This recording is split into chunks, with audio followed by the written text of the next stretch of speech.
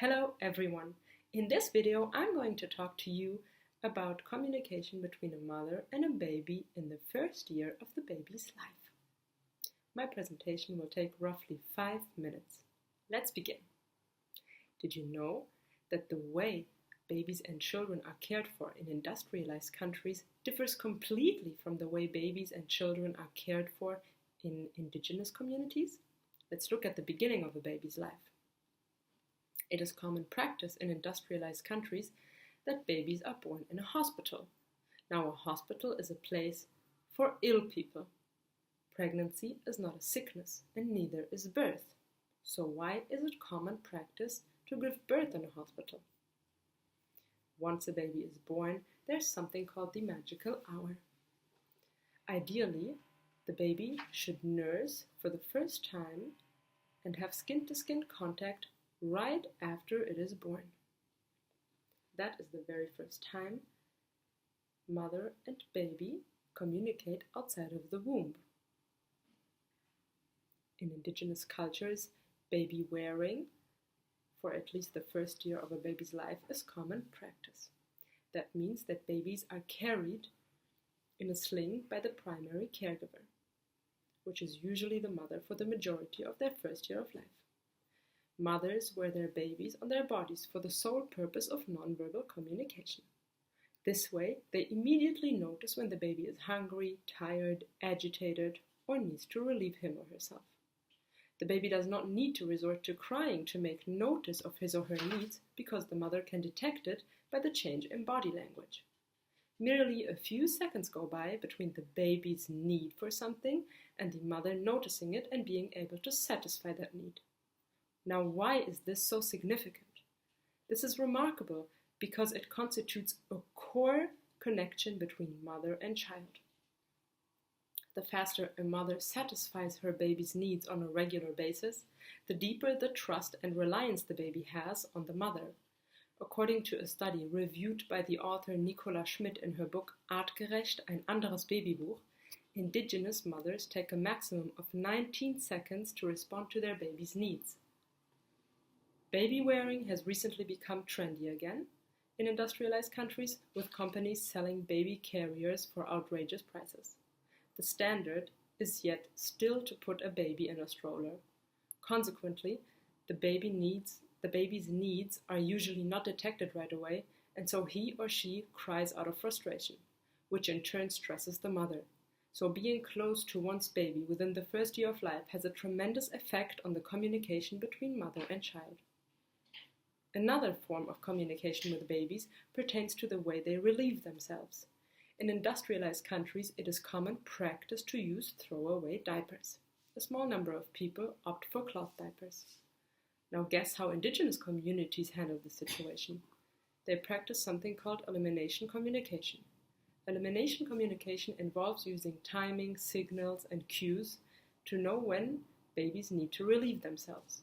Instead of wearing diapers, the caregiver picks up on the baby's signs and holds the baby over a potty.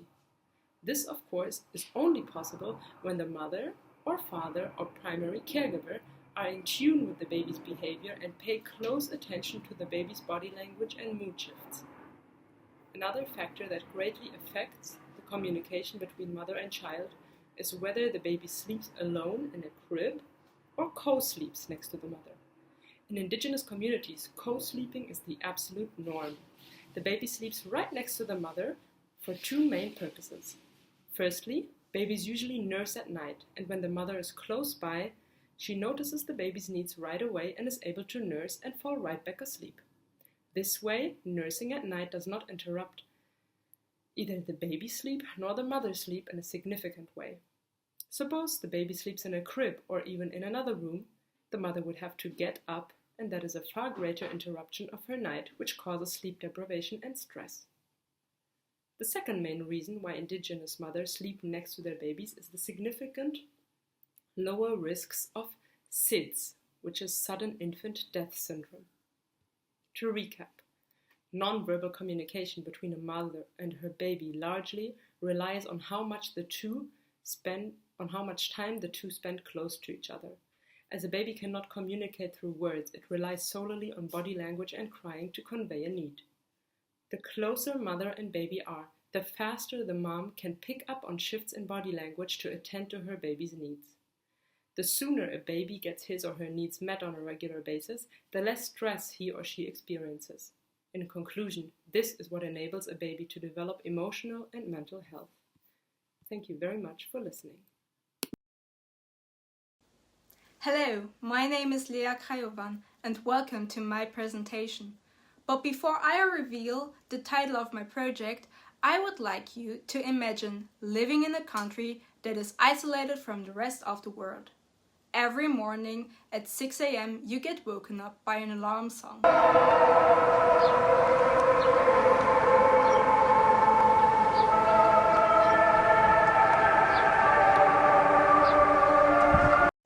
On your way to work, you pass by different posters that are displayed on the road. Those posters praise your leader, share the development of your country, as well as militaristic and anti-American messages. At work, you praise the pictures of your leaders and start working. Colleagues, neighbors, and even family members become a threat if you share your opinion, thoughts, or complain about the country and its leader. The smallest critical gesture, the smallest critical word is enough to get denunciated and put into one of the many camps for political prisoners. You only own a radio or a TV. You have no access to the internet and can only choose between 5 television channels that share the country's development, the news achievements considering missile program and science. Considering entertainment, the channel replay militaristic parades, anniversary celebrations of your leader, or air revolutionary dramas and operas. In every area of life, you're being spied, controlled, and indoctrinated. But this is not a fictional country. I'm talking about North Korea. The North Korean government uses propaganda in every area of life to control and indoctrinate their citizens. By reinforcing the ideology, the regime can maintain their power and gain the loyalty of the public. North Koreans' ideology includes glorification of the leader, creation of a cult around the leader, dissemination of enemy images, especially of the West, and the restriction of access to foreign information in order to prevent alternative perspectives. Posters, slogan, art, music, movies, and leaflets are used to influence and sway public opinion and gain as well as maintain the power of the Kim regime. The government of North Korea uses posters as a channel for disseminating public information. Most of the North Korean propaganda posters are notorious for their militaristic and anti-American messages. The majority of the pictures highlight science and agriculture, providing a contrast to the gory themes that are usually connected to North Korean propaganda.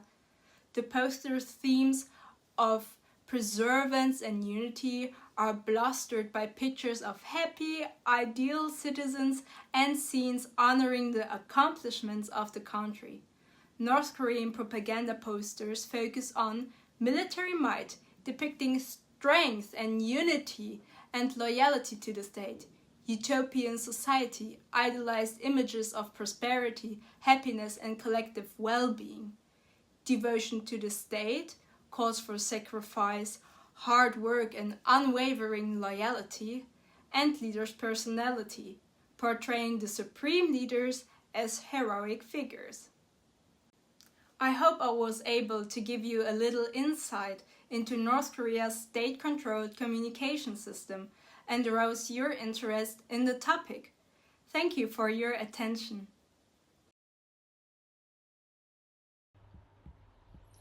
Hello everyone, my name is Simon Sauce, and today I'm going to talk about the use of formal language at work. I decided to deal with this topic since the most of the people doesn't know the actual advantages of its use.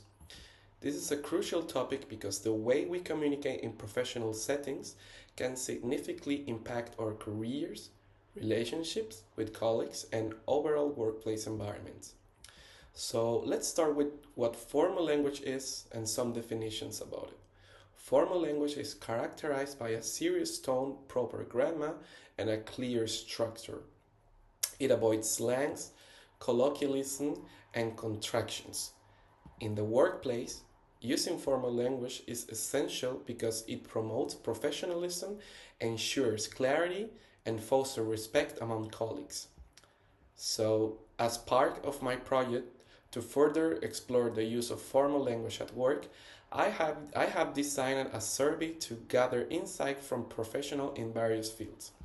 This survey will be invaluable in understanding the current practice and perception regarding formal language in the workplace. So, a concept that we have to know and that is key in my project is that formal language is a tool at work. It's not just a way of talking, but more like a tool. Formal language is not just a style of communication, it serves multiple purposes that are vital for a productive and harmonious workplace. There are several benefits for using formal language at work. First and foremost, it conveys a professional image. When we use formal language, we come across as credible and trustworthy, which is vital when building relationship with clients, colleagues, and superiors. Secondly, formal language helps in delivering clear and precise messages. This reduces the chances of misunderstanding and errors, which can save time and resources for the company. Lastly, using formal language shows respect for others and creates an inclusive environment. By adhering to universally accepted norms of communication, it ensures that everyone feels valued and understood. So, there are situations requiring formal language. Typically, formal language is used in situations such as business meetings, officials' emails, reports, presentations, and customer interactions. For instance, writing an email to a client about a project update requires a formal tone to convey professionalism and ensure the information is taken seriously. So, there are a few key elements of formal language that we should keep in mind. Formal language often follows a structured format including a clear introduction, body, and conclusion. It employs a sophisticated vocabulary, avoiding slangs, as we said before, using technical terms when appropriate, and additionally, proper grammar, punctuation, and sentence structure are essential to maintain clarity and professionalism. So, I'll give you one example of the contrast how in this specific case there's a difference between formal and informal, and the most typical is emailing. So a formal email might read, "Dear Mr. Smith, I hope this message finds you well. I'm writing to inform you about the progress of our recent project. Please find the detailed report attached. Sincerely, Simon." So in contrast, an informal email might read, "Hey John, just wanted to update you on the project. Check out the report attached. Cheers, Simon." So the formal version clearly conveys professionalism and respect, and of course, can lead you to the results we talk in this presentation, and can lead you to better relationships with your coworkers and a better environment and respectful environment. So, in conclusion, formal language plays a vital role in maintaining professionalism, ensuring a clear communication, and fostering a respectful work environment. I encourage everyone to consider the benefits of formal language in your daily work and see this style of communication not just as a way of talking, but also as a really good tool at work to reach good relations, deliver precise messages, create a great work environment, and reach a professional image. Thank you for your attention. I hope you found this presentation informative and that it will inspire you to reflect on your own communication practice at work. Have a great day. Hello everyone, my name is Sophia Park and today I would like to talk about a phenomenon called culture accommodation. My talk will last about 4 minutes. As a future teacher, this topic has been on my mind a lot, especially in terms of how I can teach it in school. To illustrate the concept of culture accommodation, let me share an experience from my own life. When I traveled to South Korea for the first time to meet the family of my now husband, we communicated in English. I didn't speak any Korean and they don't speak German. My father-in-law is also a retired English teacher, so I felt extra pressured to speak perfectly, aside from wanting to make a first good impression, of course. But then, when we talked, I realized that he made a lot of mistakes. For example, instead of saying, "I will go to the supermarket," he just said, "I go supermarket." It's like when Germans say, "I make my homework," instead of "I do my homework." I didn't mind, of course, but I was still trying to speak as correctly as I could. I used the correct grammar, proper vocabulary, I tried to pronounce everything clearly, but he had trouble understanding me. We couldn't communicate very well. Unconsciously, I started to speak in the same manner that he spoke in, and I started to make the same mistakes. Suddenly, he understood what I was saying, and we were able to communicate effectively. When I realized this, I started to make those mistakes on purpose. I still do to this very day. And those mistakes would have my former teachers facepalm or even revoke my Abu-Tir due to lacking English skills. However, I claim that I can speak English so well that I can afford to make those mistakes. I am aware of them, I am in control of them. I use wrong English to communicate better.